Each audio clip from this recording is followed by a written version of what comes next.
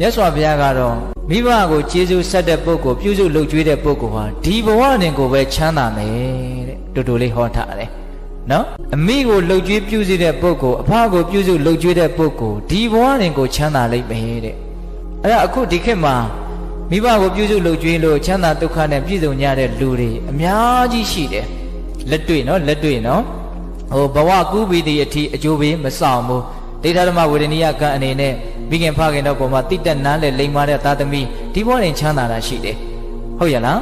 ပြီးတော့ဦးဇင်းတို့ဟိုတရားမင်းဖြစ်စေတတ်တဲ့ကံဆိုပြီးတော့မြတ်စွာဘုရားမဟာလိကိုဟောထားတာရှိတယ်တရားဖြစ်အောင်ကျင့်ရမယ်အကျင့်တရားဟောမဟာလိမင်းသားကမြတ်စွာဘုရားကိုလာပြီးတော့လျှောက်တယ်ရှင်ဘုရားတဲ့တရားမင်းဆိုတာကိုမြတ်စွာဘုရားမြင်ဘူးလားတဲ့အဲ့ဒါမြတ်စွာဘုရားကမြင်ဘူးတယ်လို့ပြောတော့အရှင်ဘုရားမြင်ဘူးတဲ့တရားမင်းကအတုအယောင်ပဲဖြစ်မယ်ထင်တယ်တဲ့ဘာလို့ဆိုတရားဆိုတာကတာမန်လူတွေမြင်ဖို့သိခဲရင်းနေနော်သူကတရားကိုဘုရားတဲ့မြတ်တော်အထင်ကြီးသေးသလားမသိဘူးသိလားအဲ့ဒီမဟာလိဖြစ်နေပုံကအဲ့ဒီမှာမြတ်စွာဘုရားကမဟာလိကိုပြောတယ်တရားမင်းကိုငါမြင်လဲမြင်ဘူးတဲ့တရားဖြစ်အောင်ဘယ်လိုလုပ်ရမယ်ဆိုတာလဲငါကောင်းကောင်းသိတယ်တဲ့တရားအကြောင်းကအကုန်လုံးသိတယ်အဲ့ဒီမှာတရားဖြစ်အောင်ကျင့်ရမယ်ကျင့်စဉ်ဆိုတာထဲမှာမိခင်ဖခင်ကိုကျွေးမွေးရမယ်ဆိုတာတစ်ချက်ပါတယ်ဟုတ်ရလားဒါဦးဇင်းတို့မိဘနဲ့ပတ်သက်ပြီးတော့စုဆောင်းထားတာလေးပေါ့လေပြီးတော့သုဝဏသမ္မဇတ်ထဲမှာမိဘကိုပြုစုလုပ်ကြွေးတဲ့ပုဂ္ဂိုလ်များနတ်တွေကတောင်ဆေးကုတယ်လို့ဒါရိုက်ပါဠိတော်ထဲမှာဟောထားတာရှိတယ်အဲ့ဒါပိဿဘောသူတော်ကောင်းတို့ကိုယ့်ဘဝမှာအခက်အခဲအကျက်တဲတွေဆိုတာတစ်ခါမဟုတ်တစ်ခါတွေ့ရတတ်တယ်နော်ကျမ်းမာရေးအရာအမျိုးမျိုးသောအရေးတွေကြောင့်အစင်မပြေတာတွေတွေ့လာရင်ငါမိဘအပေါ်မှာစိတ်ကောင်းနှလုံးကောင်းထားတယ်တတ်နိုင်သမျှပြုစုတယ်လုပ်ကြွေးတယ်အီမန်နဲ့သစ္စာစကားကြောင့်အစင်ပြေပါစေဒီတိုင်မကောင်းဘူးလားအေးကိုယ့်ဘဝမှာအစင်ပြေမှုတွေရနိုင်တယ်နော်နတ်တွေကတောင်ဆေးကုတယ်လို့ပြောထားတယ်ဟုတ်ရလားအေးပြီးတော့ဦးဇင်းတို့ဟိုမင်္ဂလာတရားဖြစ်တယ်တဲ့မိဘကိုကျွေးစုပြုစုလုပ်ကြွေးတာဒါကတော့ပိဿတို့အလုံးသိပြီးသားပါအဲ့တော့မင်္ဂလာဆိုတာဘာတုံးဆိုတော့မကောင်းမှုကိုဖယ်ရှားပြီးတော့ကောင်းမှုတွေကိုတိုးပွားလာစေတဲ့သဘောအဲ့ဒါကိုမင်္ဂလာလို့ခေါ်တာမဟုတ်လားအဲ့တော့မိဘကိုပြုစုလုပ်ကြွေးတယ်ဆိုရင်ဦးဇင်းတို့စိတ်ထဲမှာသဘောပေါက်တာကတော့တေချာပေါက်ဒီပုဂ္ဂိုလ်ဟာနောင်တအေးလိမ့်မယ်နောင်တရစရာအကြောင်းမရှိဘူးငါလှုပ်တဲ့လှုပ်ထိုက်တာကိုလှုပ်ခဲ့တယ်ကြည်နူးမှုဝမ်းသာမှုအပြည့်ပေါ့နောက်မိဘနဲ့သားသမီးရဲ့ဆက်ဆံရေးမှာသားသမီးတွေကအမြဲတမ်းမိဘကိုကျေးဇူးရှင်တယောက်အနေနဲ့ချစ်မြတ်နိုးမှုနဲ့ဆက်ဆံမယ်ဆိုရင်မိဘတွေကအထာထက်သာတဲ့မေတ္တာနဲ့သားသမီးကိုပြန်ပြီးတော့မတုံ့ပြန်မိဘူးလားငါသားသမီးလေးလိမ်မာလိုက်တာတော်လိုက်တာ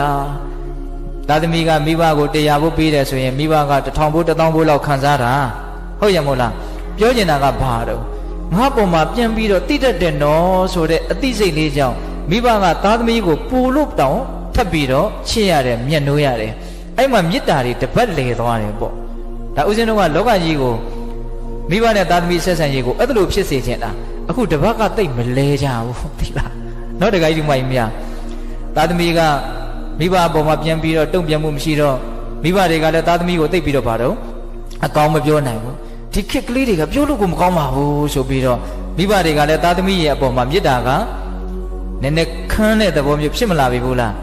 းဒါပုထုဇဉ်သဘောနော်တခါကြီးဒီမိုင်းမြတော်တဲ့သားသမီးနဲ့ဆိုးတဲ့သားသမီးတော်တဲ့သားသမီးကိုပို့ချစ်မှာပါပဲတန်ရောတင်အရာဆိုးတာလဲကိုသားဆိုးလို့မို့ကိုချစ်ရတာလေးတွေလည်းရှိတော့ရှိတာပေါ့ဒါပေမဲ့ကိုယ့်ပေါ်မှာတိတတ်တဲ့စိတ်နဲ့ကျေးဇူးတရားကိုနားလည်တဲ့စိတ်နဲ့လိမ့်လိမ့်မာမာနေတဲ့သားသမီးတုံ့ပြန်တဲ့သားသမီးအမြဲတမ်းကိုယ့်ပေါ်မှာကောင်းတဲ့သားသမီးကိုမိဘတွေဟာမေတ္တာတွေပို့ပြီးတော့မပေးနိုင်ဘူးလားပေးနိုင်ပဲအဲ့ဒါလို့ဆိုရင်မိဘမေတ္တာကြောင့်သားသမီးမေတ္တာဖြစ်တယ်သားသမီးမေတ္တာကြောင့်မိဘမေတ္တာဖြစ်တယ်အဲ့ဒါလို့စေးစေးကပ်ကပ်နော်စိုးစိုးပြေပြေလေးနေရရင်ဒီမိသားစုตายရစရာမကောင်းဘူးလားအေးဒါကုသိုလ်တွေနော်တခါကြီးမိုက်မြကုသိုလ်တွေအဲ့ဒါလို့မဟုတ်ဘဲနဲ့ကိုကပြန်လဲတုံ့ပြန်မှုသိမ့်မရှိဘူး6ကက်ကက်နဲ့ဟုတ်လားမိဘပေါ်မှာမကြည်သလိုကြည်သလိုလုပ်နေရင်မိဘကဘယ်လိုနေမလို့မချစ်ဘူးတော့မဟုတ်ပါဘူးသို့တော့အဲ့ဒါကြီးကိုမြင်ရတာမိဘတွေရဲ့စိတ်ထဲမှာကြည်နူးမှုရှိမလားမရှိဘူးအဲ့ဒါမိဘတွေကလည်းသားသမီးတွေကိုတွေ့တိုင်းတပြစ်တောက်တောက်နဲ့ပြောအဲ့မှာသားသမီးနဲ့မိဘရဲ့ဆက်ဆံရေးကဘလို့ဖြစ်တော့ဘလို့မှအဆင်မပြေဘူးသားသမီးကလည်းမိဘကိုနားလည်းမပေးဘူးမိဘကလည်းသားသမီးကိုနားလည်းမပေးဘူးဟုတ်ရလားအဲ့ဒါလိုတယောက်တယောက်ကိုနားမလည်ဘဲနဲ့ဒီလိုနဲ့မဖြစ်လို့သာအတူတူနေရတယ် နေခြင်းလွန်းလို့ဆိုတဲ့စိတ်ကသိပ်ပြီးတော့မရှိဘူးမကောင်းတော့ဘူးเนาะတခါဒီမိုင်းများဟုတ်ရလားဒါကြောင့်အဲ့ဒါမျိုးတွေမဖြစ်အောင်မေတ္တာတွေတပတ်လည်သွားအောင်မိဘကျေးဇူးကိုသိမြင်နားလည်ပြီးတော့ချိုးသားတဲ့စကားအေးချမ်းတဲ့မေတ္တာတတ်နိုင်တဲ့မြတ်ပြုစုယူရပြီးတော့ဖေးဖေးမမနေမယ်ဆိုရင်မကောင်းဘူးလားကောင်းတယ်ဒါကျေးဇူးဆက်ခြင်းရဲ့ကျေးဇူးသိခြင်းရဲ့အကျိုးတရားတွေဘယ်သူညင်းနိုင်မလဲမငင်းနိုင်ဘူးဟိုနောက်ဘဝကျမှရမယ့်အကျိုးကျေးဇူးတွေဘာတွေဦးဇင်းတို့သိမပြောဘူးနော်တခါယူမိုက်များဟုတ်ရလားအေးဒီဘဝတင်ကိုပဲအေးအေးချမ်းချမ်းမရှိပေဘူးလားရှိမယ်ဒါကြောင့်မိဘရဲ့ကျေးဇူးကိုသိမြင်နားလည်ပြီးတော့ဟောအ ਨੇ ဆုံးကျေးဇူးသိတယ်ဆိုတဲ့စိတ်ဟာအင်မတန်ချမ်းသာတဲ့နူးညံ့တဲ့စိတ်တစ်မျိုးနော်ငါပေါ်မှာ तू တော်တော်ကောင်းတာပဲဒါလေးစဉ်းစားမိတာနဲ့ဘာမှမတုံ့ပြန်နဲ့အောင်တေချာပေါက်ကိုယ်စိတ်ထဲမှာကောင်းတဲ့သဘောဖြစ်ကိုဖြစ်တယ်ပေတတို့ခံစားလို့ရတာဦးဇင်းပြောတာကိုအေးအဲ့ဒီစိတ်တွေများလာလို့ရှိရင်ငါအမေကိုဘာလို့ပေးရမလဲငါအဖေကိုဘာလို့ပေးရမလဲအဲ့ဒီစိတ်တောက်လျှောက်ဆက်ပြီးတော့မဖြစ်ပေဘူးလားဖြစ်မှာပဲကောင်းတာတွေအများကြီးဆက်ဖြစ်သွားမှာနော်ဒါကြောင့်မိဘရဲ့ကျေးဇူးတရားတွေကိုအများကြီးသိအောင်ကြိုးစားရမယ်ဦးဇင်းတခါတလေစဉ်းစားကြည့်တာက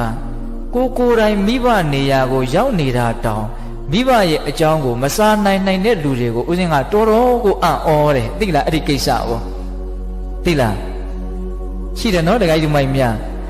ရှိတယ်ဒါကြောင့်ပိဿပေါင်းသူတော်ကောင်းတို့မိဘကျေးဇူးဆက်သောအဖြစ်ရနိုင်တဲ့အကျိုးကျေးဇူးတွေကိုပြောရင်ကုန်နိုင်ပေါ်ရရှိမလားမရှိ